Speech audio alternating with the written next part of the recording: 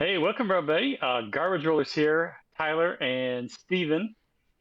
We have some hot spoilers for you from FFG, so let's get into it. All right, so here's the first one. Ambition's reward. Ambition's Reward. Yep, go for it. So we got a 1/1 upgrade that creates a spy token.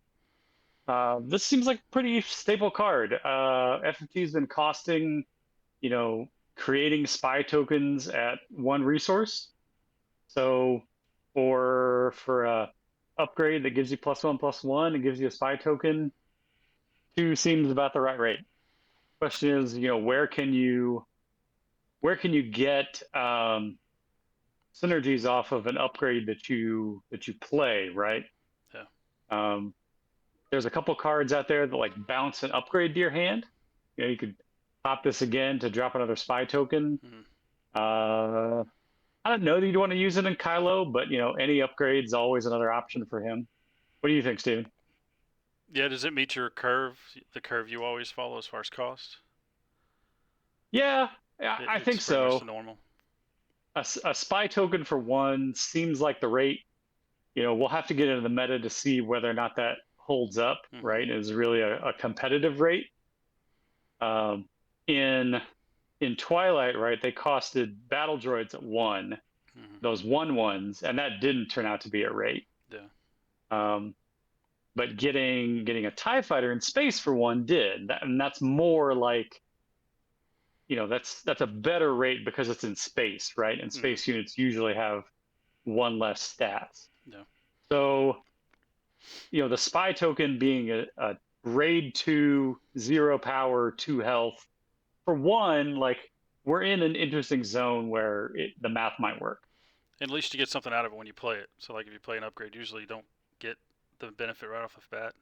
And if you lose it by somebody discarding it, at least you get a spy token from playing this. Well, right, or if it gets bounced or anything like that, Mm-hmm. yeah, you've already gotten some value, which is good. All right, so the next one. Ooh, Ooh, this is a big boy. yeah. Go ahead. So, uh, my first thought is like stats wise, this is a space unit, so like 6/6 is like 6.5 maybe worth of value in terms of cost. So the question is, can you get those spy tokens to put this at above rate, Yeah. right, and make it worth that 7 drop spot? Um, and so far, the games we've been playing with Disclose says that it's harder than you think. So something that's got two red icons like this, you know, you want it in a deck with a lot of red cards. Maybe not mono red, but you need to be probably 2/3 red in your deck to make that work. Yeah. And right now, I'm not sure what villain deck that is. Yeah, I know, like you said, it's been hard to some of these discloses to trigger them when they're two different, when they're two color icons. The ones when you just aren't that bad, but two reds, that's a you end up not having two reds if you're not playing mono as much as you think.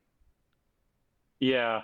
Maybe in the post Force Throw world where our hands aren't getting stripped all the time, Mm-hmm. we'll have better luck. But, that's whether or not you can turn on the disclose, I think is going to be the big consideration for deck building with this guy. Yeah, because if you can get three spy Um, tokens, that's pretty good. This three plus spy three. tokens is good. And putting those tokens on the board is immediate, which is what we need out of a bomb like this. Yeah. So, if we get hit by Fell the Dragon or something, we're not losing value immediately. Yep. Um, I guess the other thing to note is this is an underworld card, so you could use it with Cad Bane. Mm. Um, I don't I don't think he runs enough red cards to probably turn on the disclose, Mm-hmm. but maybe there's a version of him that does. Okay. All right. So the next one is Hondo. Hondo. So you watch more Clone Wars than I do. Where does Hondo rank in your characters from Clone Wars? I mean, he's one of the better villains, right? Because he's that semi-villain. There's a point where he helps out, but he's always looking out for himself more than anything. Yeah. He was a pretty cool character in that series. Okay. in Destiny he was a neutral character, Mm-hmm. and I think the last version we saw was double blue, Mm. which was a little perplexing. But do you feel like red villain is really where he should be? Pretty close, yeah. I mean, it's either that or yellow villain, but I can definitely see him on the villain side. Okay. He's kind of So sorry. oh, go ahead. He's kind of like that DJ character, right? He's that backstabber, kind of always out for himself. Yeah, yeah. So he's got plot, right? So he could roll out when you deploy your leader. Um, but he's six costs. So we're really looking at, okay, what leader in villain like red, or what villainy leader would want to come out at six and bring Hondo with him? I think Cad's the obvious answer, right? He's an underworld unit, so you could get a ping off of him. He would give your cat another raid, which would theoretically synergize with Martian Row, right, Mm. from the last set. Yeah. So you could give Cad 3 raid and then double it to 6. Wow. So he'd be like an 8. Um, He'd be hitting for 8. yeah, yeah, Wow. he'd be hitting for 8. Now that would take your 7 drop play, like your Yeah. turn 7 play too.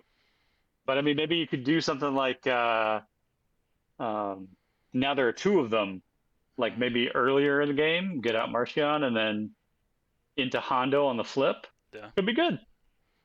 Love the idea of now there are 2 of them on Underworld guys and not Force guys. That's kind of funny. Yeah. I mean, they don't make enough Sith characters, so Underworld might be where it's at. Yeah. All right, and then the next one we got is a leader. All right. So Governor Pryce here, one to ready a token unit is, I'd say probably on rate, like for readying like a clone or a spy, Mm-hmm. right? Because you're going to get 2 damage out of them when they ready and then attack, whether that's to base or another unit. Mm. So that's on raid. The question is then, how do you want to get your tokens out? Yeah. That ship. Is there, well, I guess if you played, what, Blue Red or something, you get the new Palpatine, the Chancellor that flips on plot. And gives He's you, green. He's oh, it's green. green? Yeah. Okay, green. Sorry. But yeah, he would give you 2 tokens. I think he's a great card. So he's a really anytime good you card. can synergize with him is good. Yeah. What makes me interested here is like upgrade potential, right? I have a token unit, and then I put an upgrade on it. All of a sudden, now I'm hitting for like 4 or 5 Mm-hmm. off of the ready. So like if you put like Iden on a TIE fighter, Mm-hmm. right now that's a 4/4, or that new emergency powers event, right? You can put an infinite number of experience tokens onto a token unit. Yeah. You know, provided you could avoid getting blown out by a waylay or something like that, Mm-hmm. then you could ready and really do some damage. Is that Um, is that 2 cost upgrade that came out with Twilight that, you know, 2/2 4/2 on a token unit? It was like for the clones, right? Is that neutral? yeah, it's nameless valor, Yeah. and yeah, it's neutral, but it only costs 1. Well, that's It's right. a It was 2/2 1 for for 1. 2/2. So Yeah, so that's overrate. You could put that on a spy and hit something for 4. yeah, that's pretty good. And then her other, when she deploys at 6, she helps create spy tokens. Right, which is good. I don't like. I would worry about the ready requirement here, the ready friendly token unit, Mm-hmm. if he wasn't going to attack first, right? Mm-hmm. Like if she's out and you have other ready token units, she's just gonna attack first. So that doesn't worry me so much. Man, I wish you could pair her with Chancellor Palpatine from Twilight, like double yellow one, Mm. so that your tokens would come in They ready. come in ready. But I don't see a way to do that. Yeah, he just Like, costs too much. yeah, Mon Mothma, who was spoiled today, can do some of those shenanigans, but Pryce Pryce is gonna have to rely on her own muscle, I think. Yeah. I mean, a 4/6 on 6, that's like pretty standard, right? It's slightly below curve, so It's usually for 4/7, right? well, and there's an argument that 4/7 isn't really good enough either, Hmm. because there's a lot of 5-drop leaders that have 10 stats. Okay. So she really needs to be getting that +1/+1. Like she's got to have a couple of tokens out really to come up to curve. Yeah. Um, the other thing is she's a 6 health leader, and those have been kind of dicey in the past. Hmm. It's easy for opponents to find ways to kill them. Yep. So maybe you play her with like some plot cards, so that when she comes out, you can either like protect her with Palpatine or put an upgrade on her to make sure she's going to survive to long enough to swing. Yeah, the plot mechanic's been a lot more interesting than I thought it was going to be. Mm. It seems Yeah, like I'm a so fan. far most of it's been spoiled on the villain side, though. I haven't seen a ton of plot stuff on the hero side. So, Yeah, so far. it'll be interesting what else comes out. I'm not a villainy player, as you know, but she looks halfway interesting. Oh yeah, for sure, for Yeah. sure. Um, yeah, Steven has an ongoing beef with Overwhelming Barrage. Yeah. So please send him a playmat, somebody. That card is just ridiculous. Can't wait to rotation. But that being said, Pryce would not be a bad target for Overwhelming Barrage because she's going to have 4+ power when she flips. Yeah. And maybe more if you've got tokens out. Right, yeah. Yeah. She could be even worse. Cool. Well, that's the spoilers. All right. I'm excited for the set. I'm seeing cool stuff. Um, I'm not usually a CAD player, but I feel like if you are a CAD player and you're watching, you're pretty happy right now. Yeah, definitely. All right. Well, thanks for letting me join, Tyler. I appreciate it. Absolutely, man. Good to have you. All right. So we'll see you later.